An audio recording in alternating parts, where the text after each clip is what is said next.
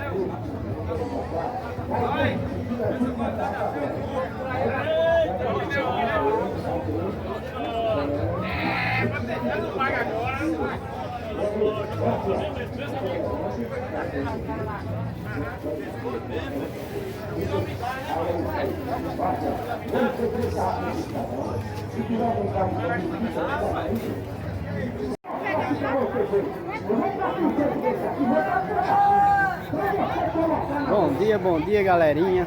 Hoje estamos mais um dia aqui na Feira Livre aqui, olha. Mostrando aqui o pessoal.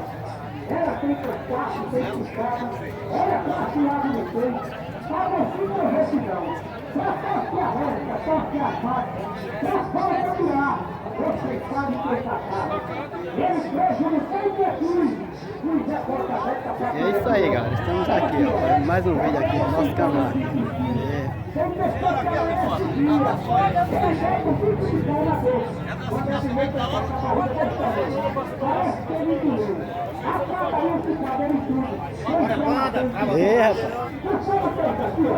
Olha aqui, filho, seu pai tá fora, tá com o joelho bom, olha o joelho que eu tenho aqui.